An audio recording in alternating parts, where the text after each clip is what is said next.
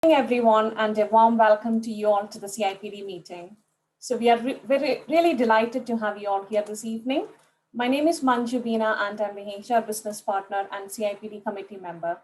So today we are here to understand more about diversity, equity, inclusion, and why they all matters. We are very fortunate to have Kola Akinteo delivering this presentation. Kola is a senior HR leader for Oceanarium for the Eastern Hemisphere.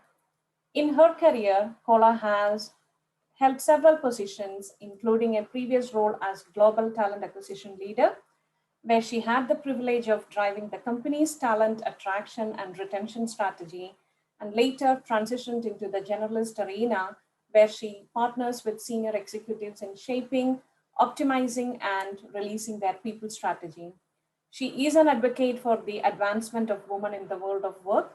Kola also sits in the board of many charitable organizations in the UK and abroad. Finally, to add on, Kola was a finalist for the recent Cherries Award for the Excellent HR Manager category. So a very warm welcome to you, Kola.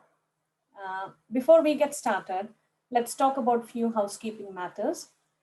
We all work in a virtual world at the moment, so it will be great if you could put on mute during the presentation. And if you have got any questions, please put the questions into the chat box and this will be answered at the end of the presentation. Thank you. So sit back, relax, and enjoy. Thank you very much.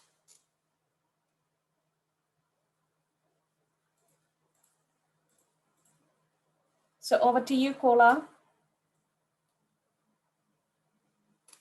Thank you.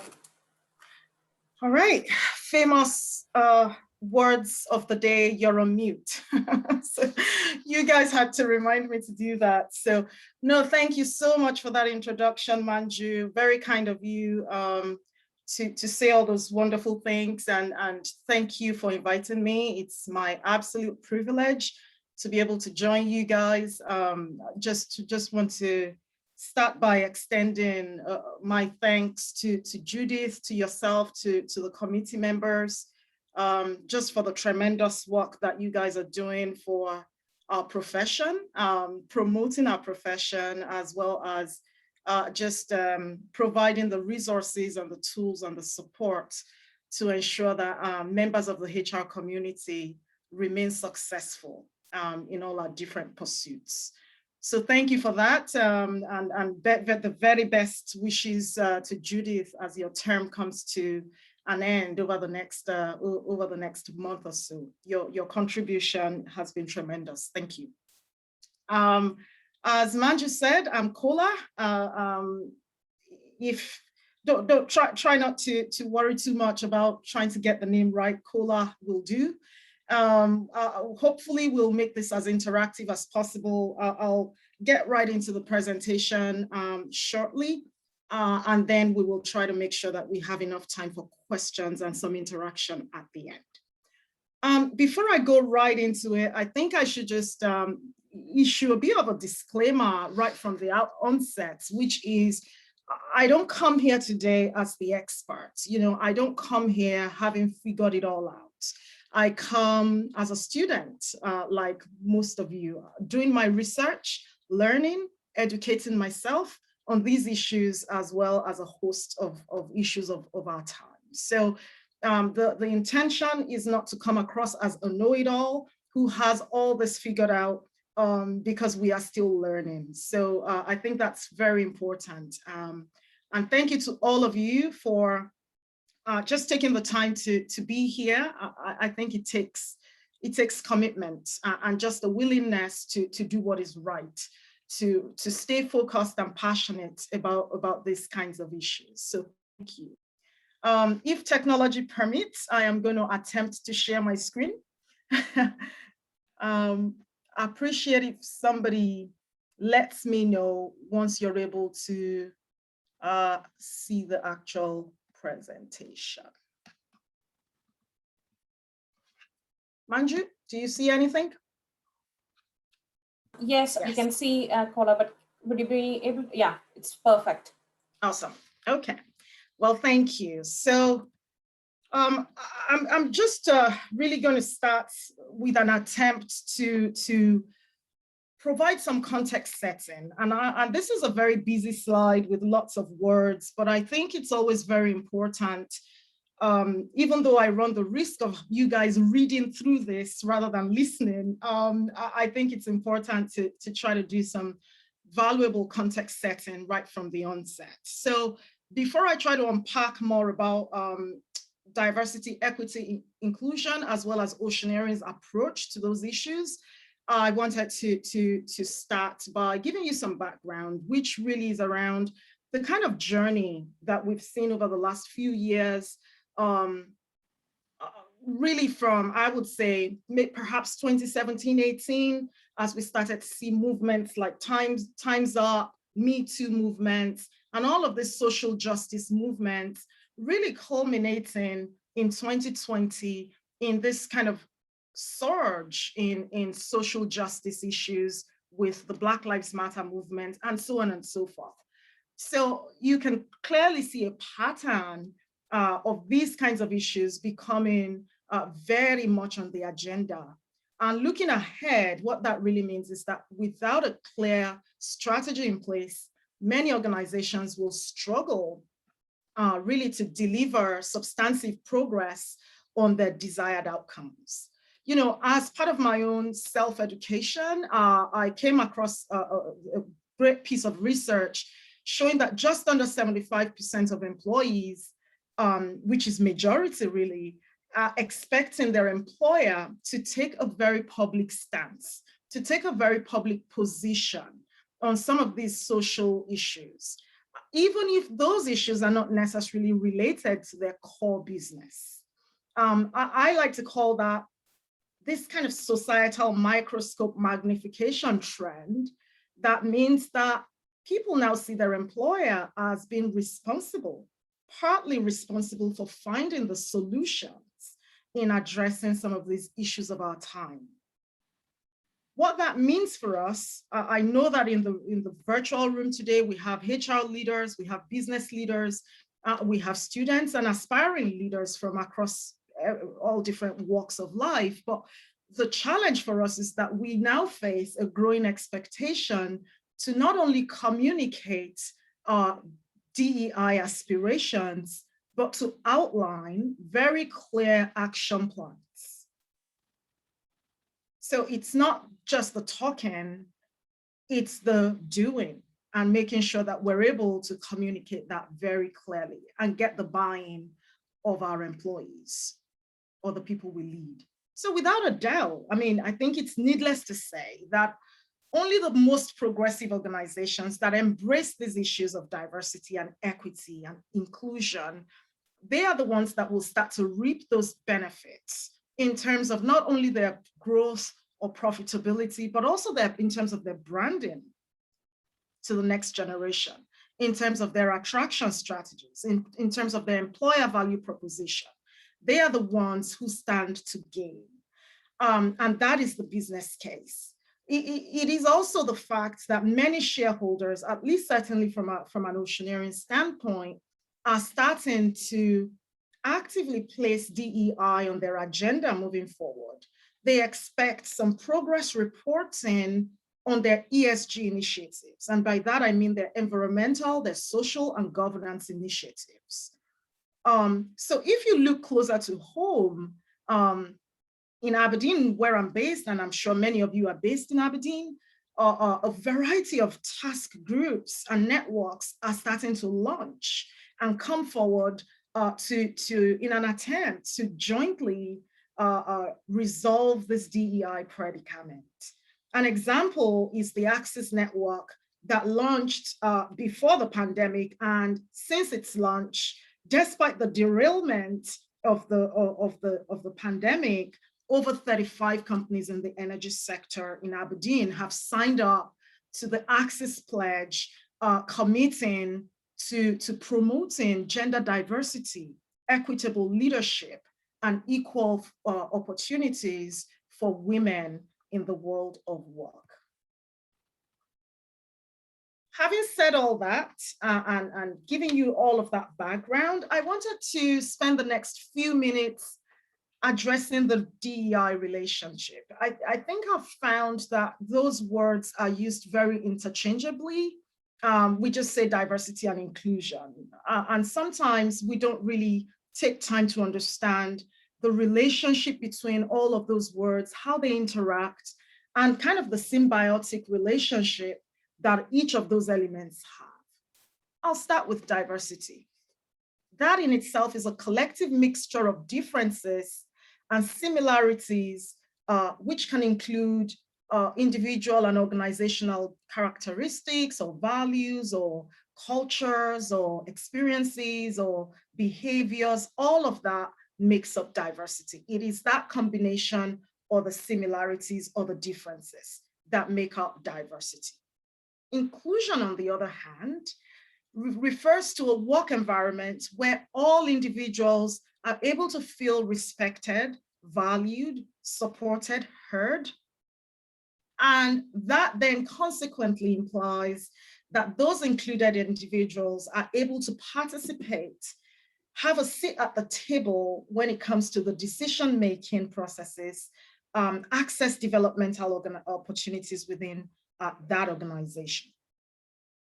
Equity, on the other hand, refers to the fair treatment and equality of access to opportunity and information and resources. But what equity does is it starts to eliminate those incidents of unfair biases and stereotypes or barriers that may inadvertently exclude the typically underrepresented groups. Another clarification that I like to make when I speak about equity is the difference between equity and equality. I think that's also another, close one that is so easy to mix up. I think when it comes to equality, it's very important to note the difference, because equality really is about treating all people the same, treating all employees the same, regardless of their circumstances, regardless of their story. We just treat everybody the same. So I'll give you an example. Perhaps in an organization, everybody is required to undertake some work travel, and everybody is required to travel as part of their job. And they all get the same amount of money, the same benefits for performing travel. Sounds like a great thing. That is equality. Everybody does the same thing. But if there's a chance that certain groups might face hardship from undertaking that same equal work-related travel, perhaps because of their gender, perhaps that environment is hostile to women or hostile to certain races, and so on and so forth. That is not equitable. That is equality, but not equity. I don't know if I managed to complicate it even further, but hopefully that example allows you to understand that equity is a layer on equality that should be pursued to make sure that every person's story or circumstance is considered in its own entirety and on its own merit.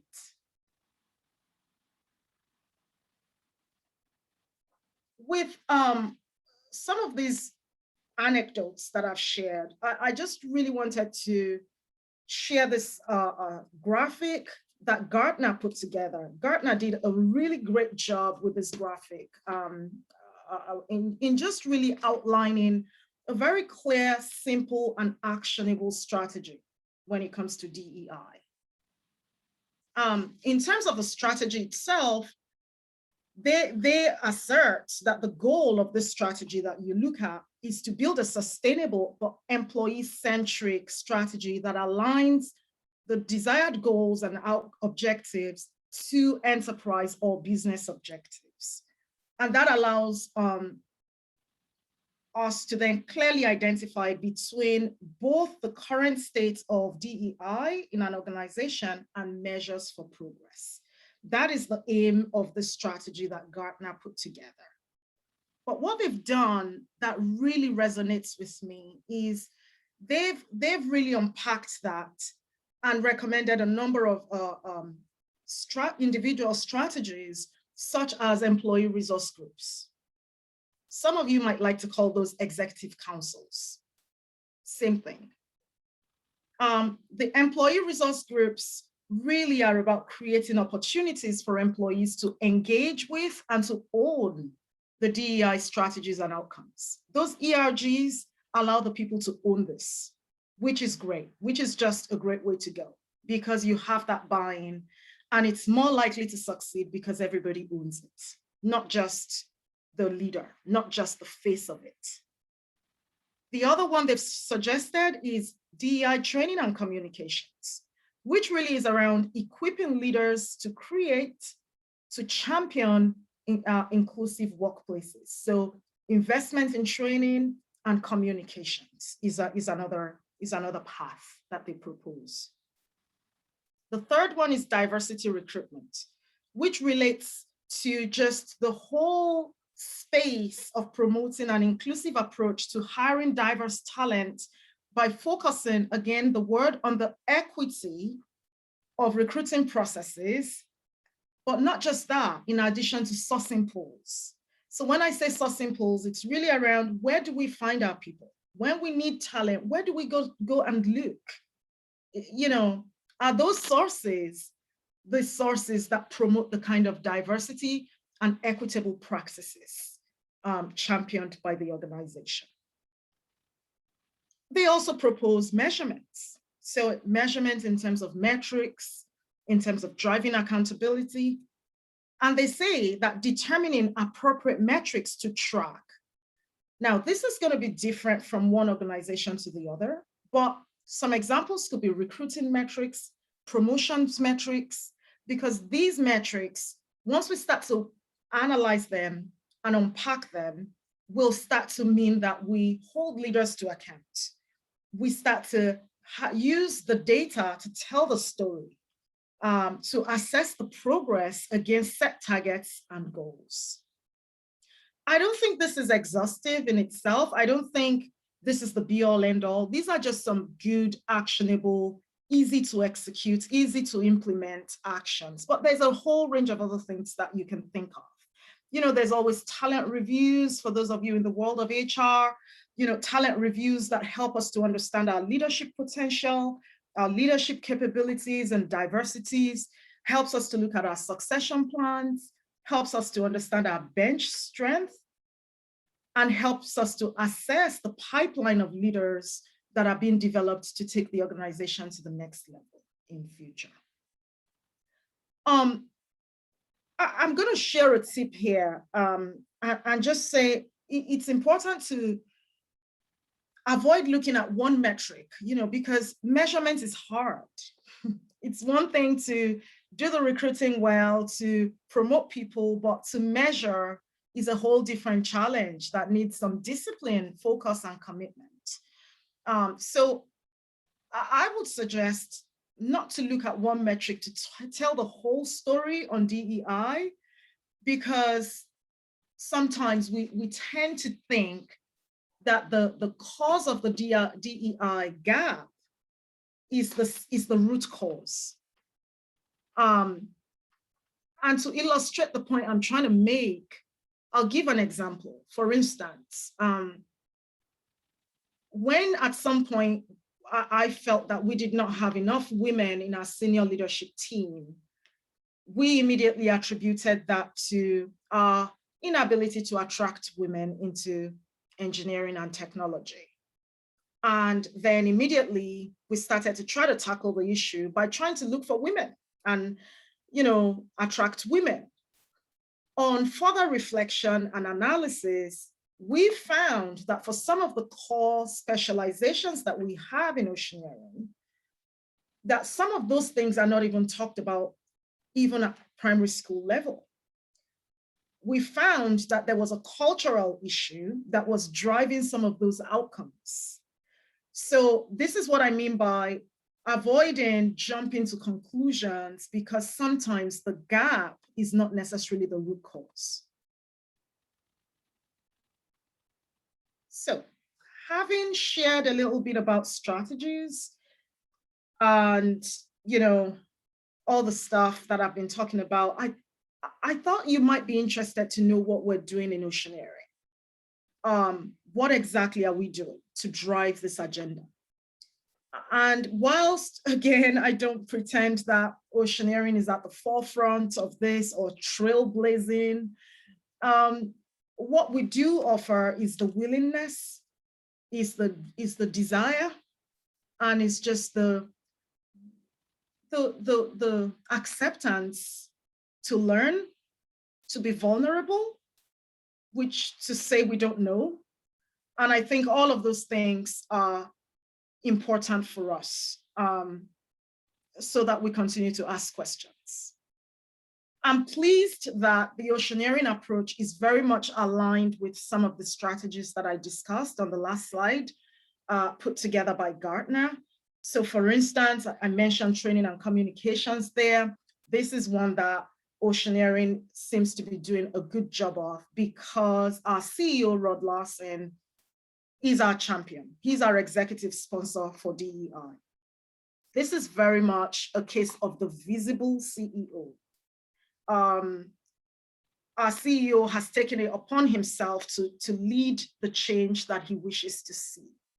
And that culture setting has then cascaded further down the organization, so that what was once in the too difficult category, you just kind of chucked it in the too difficult bucket, too awkward, is now kind of openly spoken about a bit more freely. And that is the cultural change that we want to see.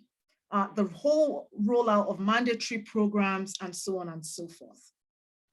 I actually took a note of a comment that Rod made recently in one of his workforce communications, and I'll read it out to you guys. He said, "We are committed to continue building a culture in which employees feel they can be authentic at work, live their values, and understand how to grow and advance their careers at Oceanarium. In working together, we can help every member of our team feel acknowledged, valued, and understood." That is the sort of language, that is the sort of communication that he's putting out on a regular basis, and creating the safe space for other people to follow suit. Another thing that Oceanarium is doing that is aligned to the strategy I described before is this whole idea of employee resource groups, where employees can own these programs, where they can be the decision makers of what they want to do. And in essence, be the authors of their own destiny. And in Oceanarium, we have established this Diversity and Inclusion Council.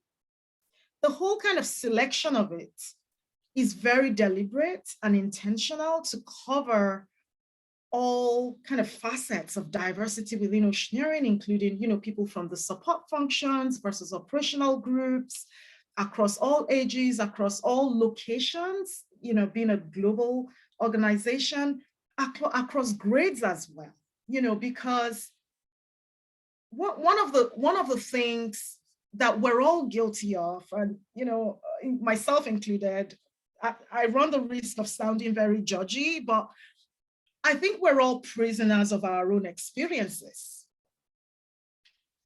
We all live within the confines of our own experiences. And until we really intentionally start to kick and bash down those walls around those confinements, we will continue to think that our experiences are fact.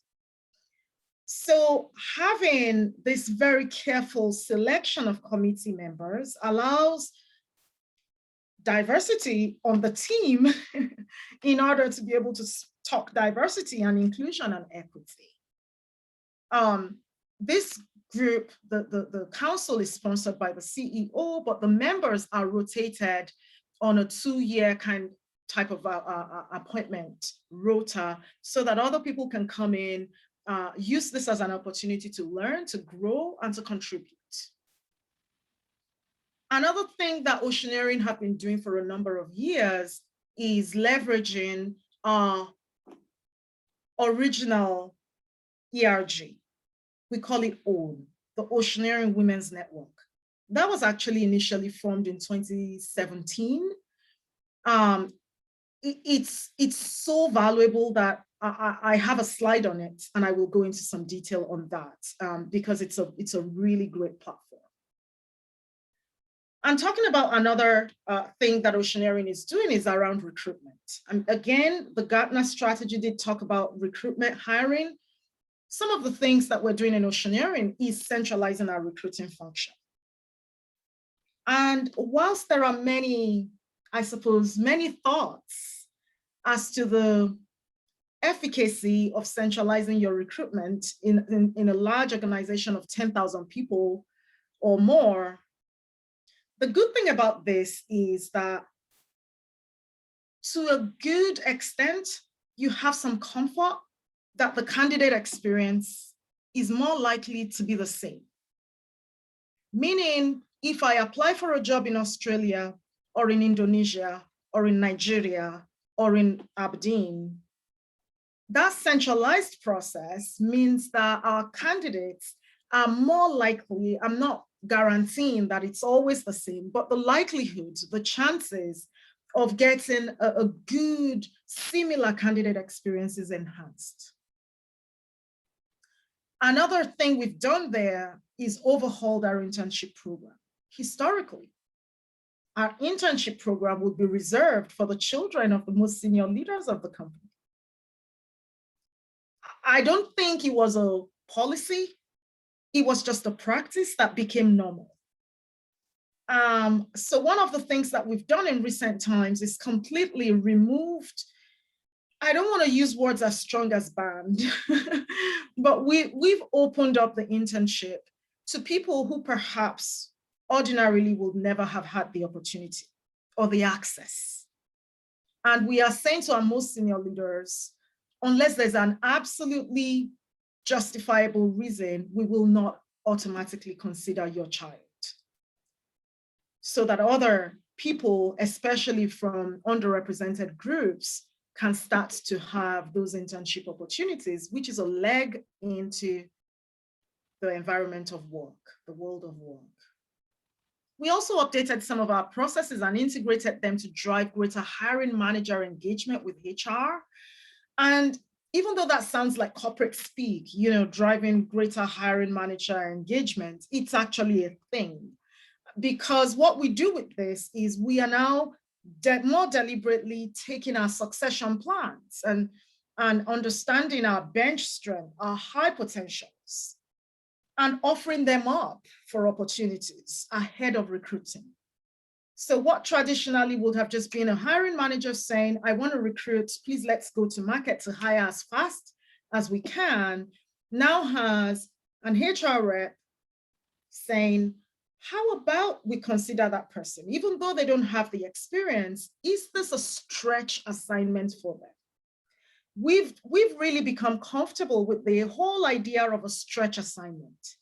They're called stretch assignments, as you can imagine, because they stretch us, they stretch our ability, they stretch our capacity.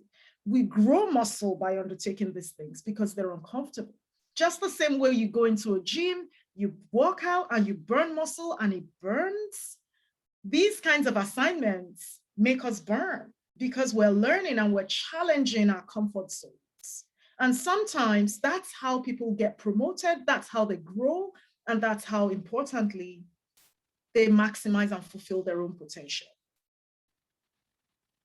We're also looking at our job boards to really reconsider whether they continue to add the value of simply allowing us to hire fast rather than hire better. You know, I like to call this the hire faster transition because it's that whole idea of I need to staff this project. We need the people, it's the headcount versus what is the value system of this portal? Are they aligned with our values? What is the language that they use? You know, it's a whole different subject, maybe for another day, but a lot of research has actually shown that the language used in adverts or on job boards can actually have a significant impact on the kind of candidates that they manage to attract, whether they're men, whether they're women, and a lot of this is unconscious. So looking at the job boards is another massive opportunity to leverage. I know I did speak about the Oceanarium Women's Network, and I did promise to tell you a little bit more about that network and what we do and what we stand for. And on this slide, I'm going to try to do just that. I mean, this is the vintage. It's only 2017, so I'm exaggerating a bit, but this was the original Oceanarium Employee Resource Group. Even before this kind of social justice movements really took off, this was our first attempt. And this group, this network was formed with a very specific purpose to develop, grow, and maintain a women's network for Oceanarium. Now, with that said, I must say it's not a women's only club, where men are not allowed. That's not what it is. The executive sponsor is a man. We have many members who are men who are advocates, men who are sponsors, men who are ambassadors and want the equitable opportunities that they've received to be extended to women.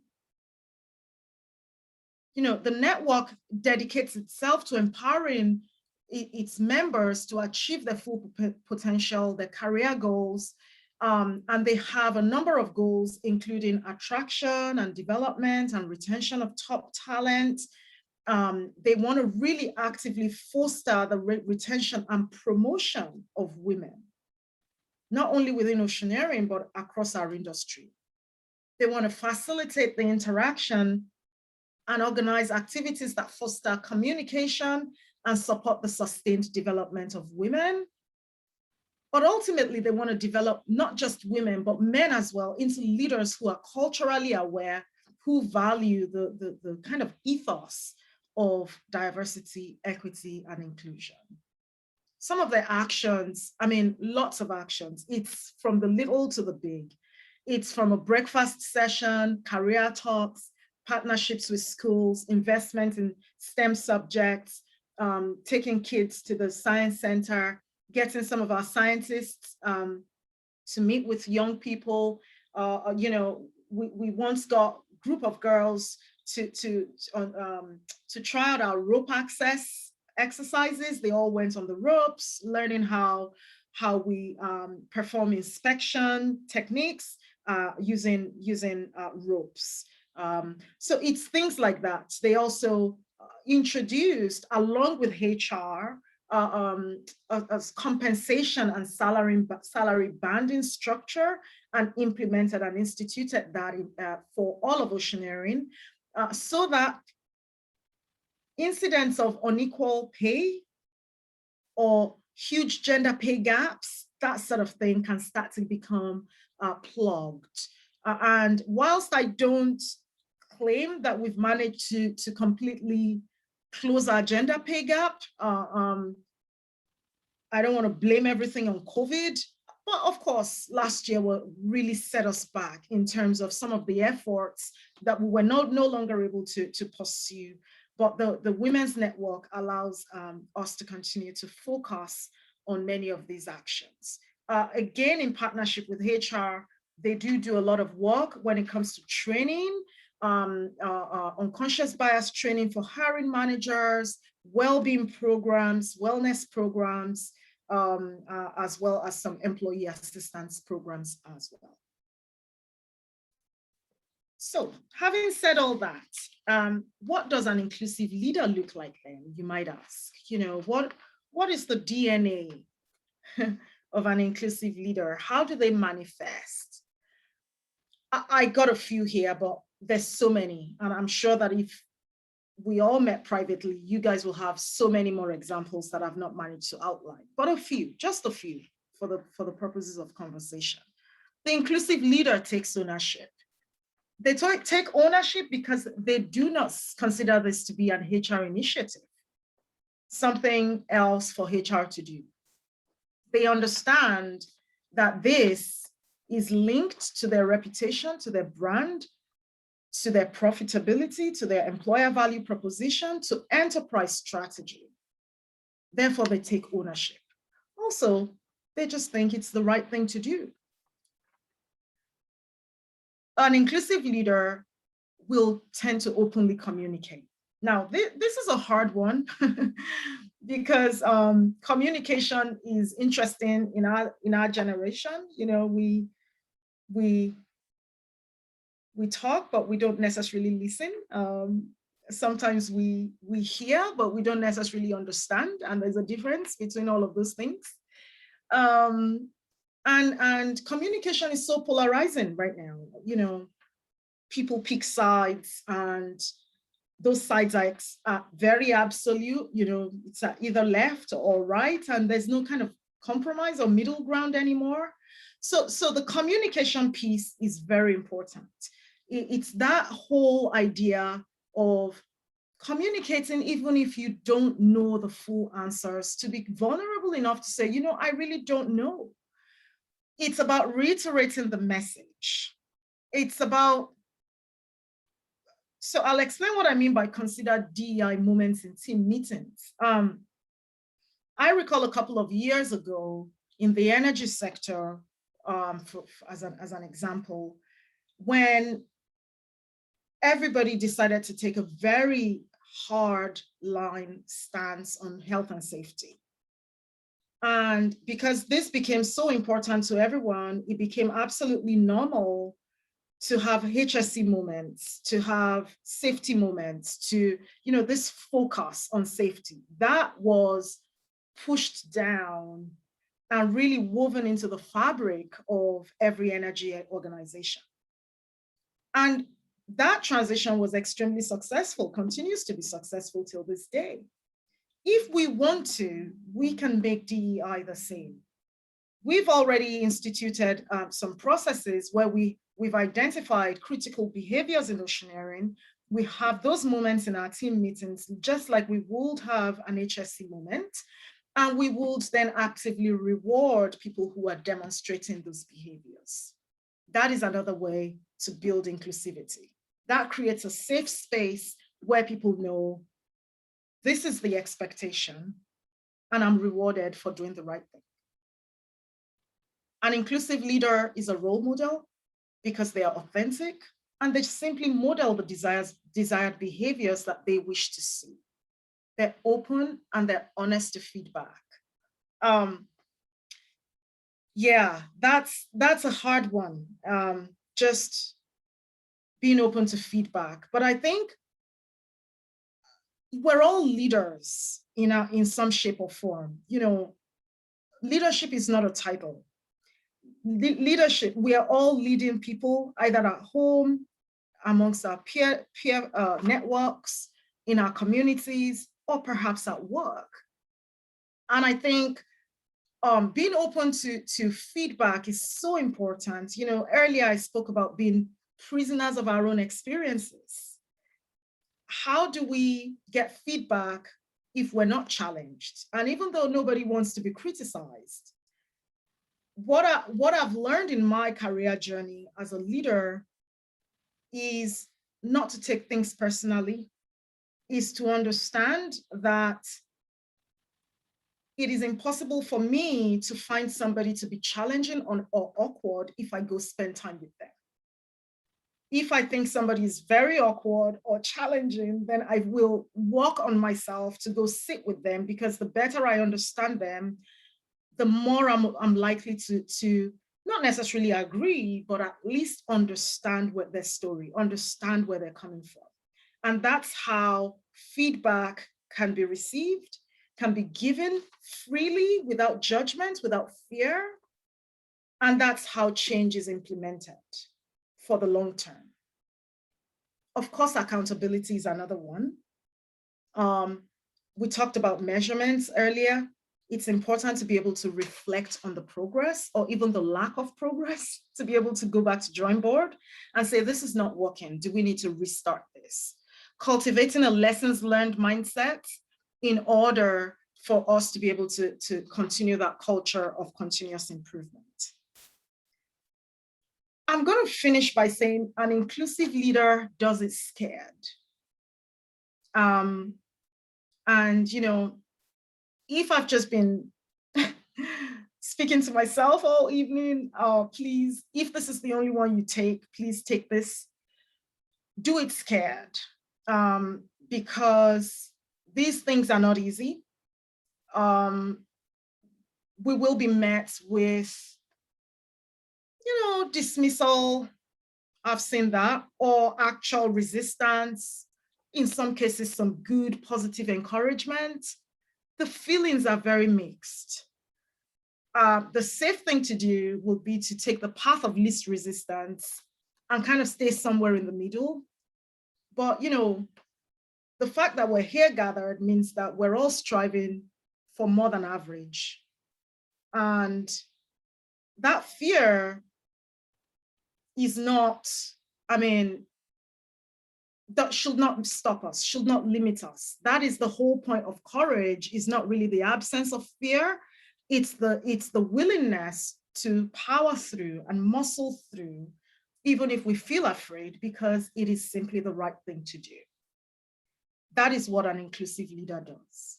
So thank you so much for listening. I'm going to stop there and I'm going to turn it over to you for some questions and comments. Thank you. Thank you, Kola. That was an interesting presentation. Thank you very much. So it's time for any questions. I think we received like few in the chat box, and I think if I could read that, Kola, I think that would be beneficial. So the first one is from Hazel. So he said a reference for the global HR survey. So that was the first one from Hazel. And again, yes. Yes, I do have a reference for it. It was actually commissioned by Gartner. So if you're interested, Hazel, I can share that with you, or I can just make sure that Manju and Judith have the details to share with the wider team. Okay, thank you, Kola. Next one is again from Hazel. Referencing the Gartner slide, what DEI training would you recommend or have tried?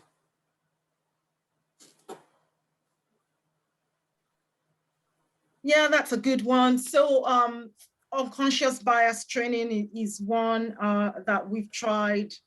It's always a hard one, unconscious bias, because I've heard different arguments on that topic. Some people think, oh, are you giving everybody a free pass by saying we're all guilty of unconscious bias and not letting people be accountable? And I've also heard other people say, are you accusing everybody of potentially doing these things? So,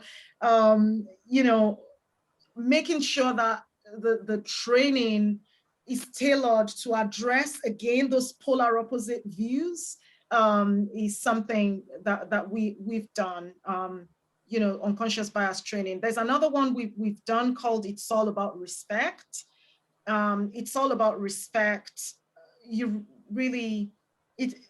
It's a training designed at well-being and wellness and treating people well, and how that has an impact on their productivity and performance. And that's been rolled out globally. Another one that we're doing for a very specific business segment that we operate, where we actually had a lot of cultural issues, lots of culture problems, especially because that group had been formed through a series of mergers and acquisitions and to-pay transfers over many years. And what you find in those kinds of situations is that you have many little cultures within cultures.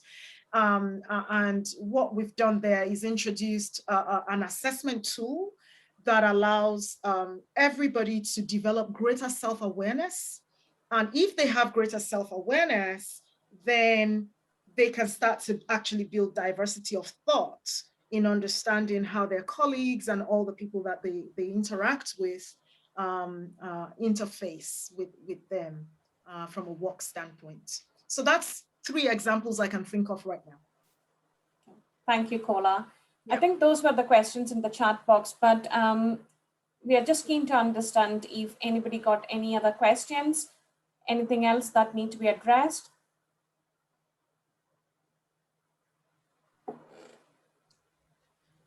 I was in the middle of typing, but I'm going to ask rather than typing because I speak faster than I type. If you could only say to people, or people are only allowed to take one action, Cola, to improve their input to DE&I, what would you suggest that it is? Great question, Judith. I think, I mean, obviously, you know, I have a lot of thoughts, but if I was to pick one, I would say find a mentor. I think it's important not to try to do things like this alone.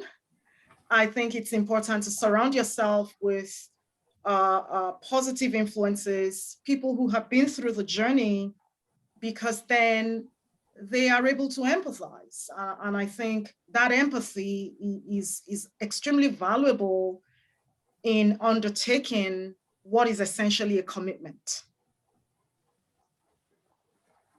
Excellent, thank you. Thank you. Yeah, thanks, Judith. And I think Hazel has asked another question. Was a training brought in or developed internally by Oceanarium? Both, Hazel. So I gave the example of the unconscious bias training. I remember the first time we rolled this out, it was developed internally. Again, we some of us that put it together at the time did some research, we put it together, we engaged some really good stakeholders. But as I said, some of those outcomes were polarizing because you can have people on one side of the argument argue, do you give people a free pass for doing this, while the others perhaps feel a little bit sensitive that everyone's been tarred with this brush. So in recent times, what we've done is made a more conscious effort to go outside and really go by it to make sure that some of those gaps are being plugged properly and the delivery is targeted and hitting some of those desired outcomes. Does that answer your question, Hazel? Yes, thank you. That's very interesting because I've heard some bad reports about that DEI type of training, and you've hit the nail on the head that it's a them versus us kind of thing, rather than, yeah. And we need to get over that hurdle, and because it's very divisive. Mm-hmm. So I just wondered how difficult it was to actually get good training that would deliver what you needed. So yeah, that's answered my question. Thank you. Awesome. Thank you. Yeah. Any other questions? Because I'm just thinking about the time as well. Just wanted to understand if anybody got anything else to add. Okay. So thank you, everyone. And, thank you, Cola. So before we conclude, I wanted to update about the two upcoming CIPD events. One is on the 9th of June, which is the Future of Work and the branch annual meeting. So the branch annual meeting will be followed by a presentation on the future of work by David D'Souza, who is our CIPD membership director. And on the 15th of June, Jake Young from CIPD is presenting on employee well-being and resilience in terms of uncertainty. So we believe that, these two are really good for, in the current circumstances. And if you haven't registered, please feel free to register for this event, and we look forward to seeing you there. So I think that's all from us, but any final thoughts or anything else you want to discuss here before we conclude?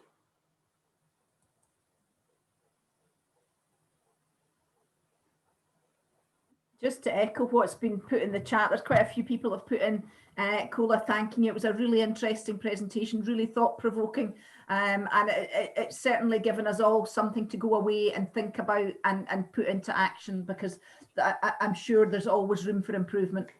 Yeah, it's always good to find out what a company's doing locally as well, because sometimes we feel a bit out on a limb here, and I think we need to fall in with what's happening elsewhere. So yeah, that was very interesting.